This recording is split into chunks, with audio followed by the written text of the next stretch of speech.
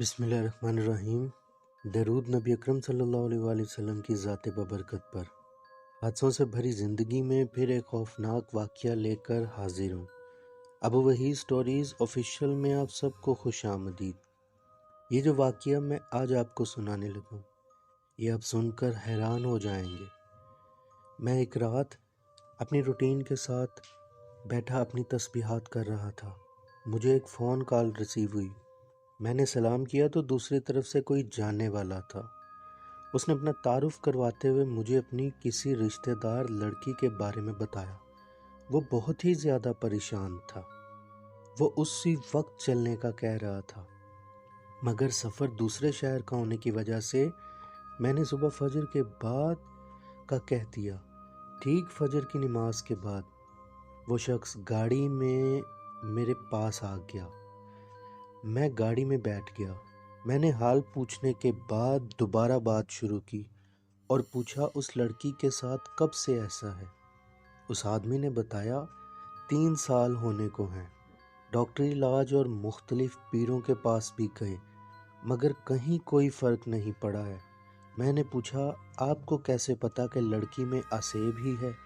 کیونکہ میری زندگی کا بھی ایک تجربہ تھا کہ خاص جادو یا عصیب جوان لڑکے لڑکیوں کو تب ہی ہوتا جب ان کو محبت ہو جاتی، یا کسی سے شادی کرنا ہوتی، یا کہیں رشتہ یا نشہ کرتے پکڑے جاتے، تو ایسی صورت میں ان پر جن بھوت آ جاتے اور ان کے جن بھوتوں کا فائدہ اور کسی کو ہوتا یا نہ ہوتا، مگر جعلی عاملوں اور پیروں کو ضرور ہو جاتا۔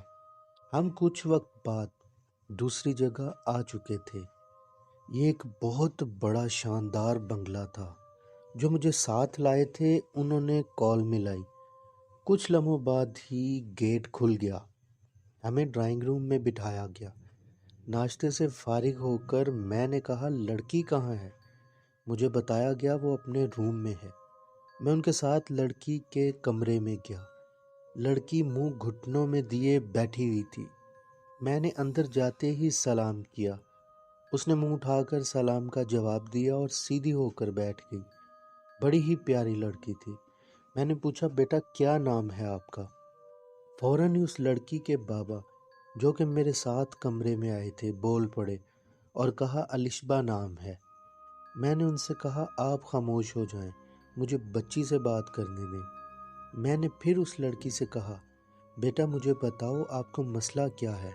جس پر اس لڑکی نے بڑا دلچسپ جواب دیا۔ اس نے کہا اگر آپ میرا مسئلہ ہی نہ ڈھونڈ سکیں پھر آپ عامل کس کام کے ہیں؟ میں نے گہری نگاہ لڑکی کی طرف دیکھا اور مسکرایا اور پھر اپنی تسبیح نکال کر اپنا عمل شروع کیا۔ کچھ لمحے ہی گزرے تھے، کمرے سے بہت ہی پیاری خوشبو آنا شروع ہو گئی۔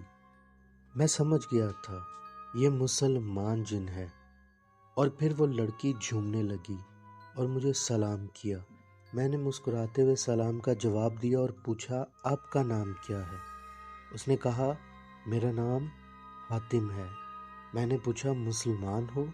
اس نے کہا الحمدللہ، اور بتایا پڑھا لکھا بھی ہوں اور یہ بھی جانتا ہوں یہ میری کبھی نہیں ہو سکتی، مگر پھر بھی یہ مجھے بہت پسند ہے۔ میرا سارا قبیلہ کلام پاک کا حافظ ہے۔ وہ جیسے جیسے بات کرتا جا رہا تھا خوشبو پورے گھر میں پھیلتی جا رہی تھی۔ یہ پہلا جن تھا جس کے آنے پر کوئی ڈر نہیں رہا تھا۔ اس کی مہک سے پورا گھر بھر چکا تھا۔